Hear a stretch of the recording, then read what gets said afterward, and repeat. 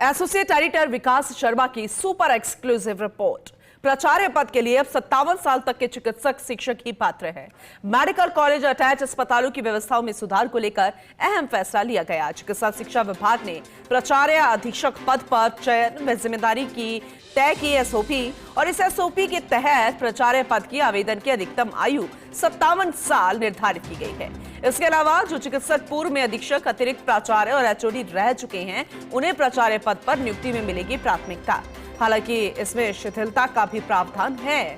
नव चयनित प्राचार्य को मौजूदा प्राचार्य के अधीन 1 महीने तक पदस्थापित किया जाएगा। पीएमसी डेजिग्नेट के रूप में नव चयनित प्राचार्य को पदस्थापित किया जाएगा।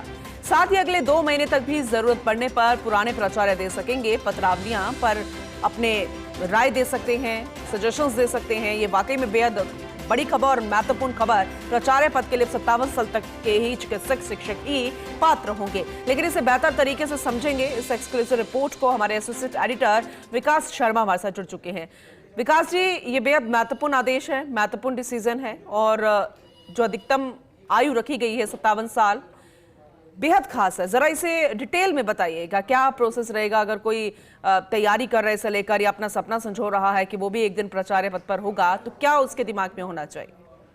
देखिए, बिल्कुल इस बार जो एसओपी तैयार की गई, इस एसओपी में बहुत बेहतर तरीके से सारी चीजें जो है उनको व्यवस्थित किया गया है। सबसे महत्वपूर्ण बात यह है कि अब की बार प्राचार्य पद के लिए अधिकतम 3 साल दिए गए हैं, साथ में 2 साल उनको अधिकतम एक्सटेंशन दिया जा सकता है। कुल मिला के 5 साल तक वो इस पद पर रह सकते हैं। तो 5 साल के हिसाब से, और पूर्व में एक नियम बना हुआ है कि 62 साल की उम्र तक ही प्राचार्य अधीक्षक पद पर कोई आदमी रह सकता है। तो ऐसे में इस पूरी व्यवस्था को देखते हुए प्राचार्य पद के लिए अधिकतम 57 साल की उम्र को ही पात्र माना गया है। 57 साल से अधिक उम्र के जो चिकित्सक शिक्षक हैं वो प्राचार्य पद या अधीक्षक पद के लिए आवेदन नहीं कर पाएंगे और उसी आधार पर उनको 5 साल तक के लिए जिम्मेदारी दी जा सकती है। शुरुआत में 3 साल की जिम्मेदारी दी जाएगी और बाद में फिर 2 साल का उनको एक्सटेंशन दिया जाएगा। इसके साथ ही इस पद पर लगाने के लिए प्रशासनिक अनुभव को भी एक बहुत बड़ी प्राथमिकता के रूप में जोड़ा गया है, जिसमें कि पूर्व में वो अधीक्षक रह चुके हैं, अतिरिक्त प्राचार्य रह चुके हैं या फिर विभाग के अंदर एचओडी के पद पर कार्यरत रहने वाले चिकित्सक जो हैं उन्हीं को ही प्राचार्य पद पर नियुक्ति में प्राथमिकता मिलेगी। हालांकि इसमें एक क्लोज भी रखा गया है कि अगर योग्य चिकित्सक नहीं मिलते तो ऐसी स्थिति में इस नियम में कुछ शिथिलता दी जा सकती है। जी